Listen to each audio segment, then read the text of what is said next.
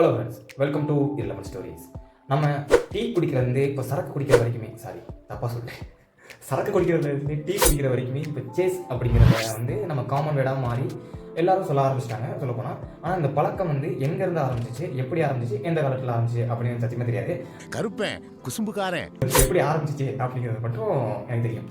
இந்த முன்னாடி வந்து கடற்கொள்ளையர்கள்லாம் நிறையா இருப்பாங்கள்ல, அவங்களுக்குலாம் வந்து எதிரிகள் வந்து பக்கத்துலேயே இருப்பாங்க, துரோகிகள் பக்கத்தில் இருப்பாங்க, யார் எப்படி முதல்ல குத்துவானே தெரியாது. ஸோ அதனால் வந்து அவங்களாம் சரக்கு அடிக்கும் போது வந்து ஒயின் குடிக்கும் போதோ ஏதோ ஒன்று சம்திங் குடிக்கும் போது வந்து இவன் நம்ம மேலே ஏதாவது கலந்துருப்போம், விஷத்தை கலந்துருப்போம் அப்படின்னு சொல்லிட்டு ரொம்ப பயமாக இருக்குமா. ஸோ நீ என்ன சொல்ற, என்னடி சொல்ற?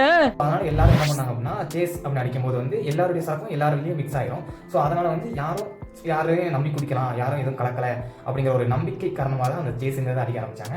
ஸோ இப்போ வந்து அதுக்கு வந்து பல காரணங்கள் வந்து நிறைய பேர் வந்து சும்மா அளவு பார்க்கறதுக்காண்டி சொல்கிறேன், இல்லை கண் வந்து பார்க்குது, காது தெரிய மாட்டேங்குது அப்படிங்கிறதுக்கு பல கதைகள் வந்து சொன்னாலும் ஒரு உண்மையான கதை, உண்மையான ரீசன் என்ன அப்படின்னு பார்த்தீங்கன்னா, ஒரு பயத்தினால தான் சேஸுங்கிறது வந்து சொல்ல ஆரம்பித்தாங்க.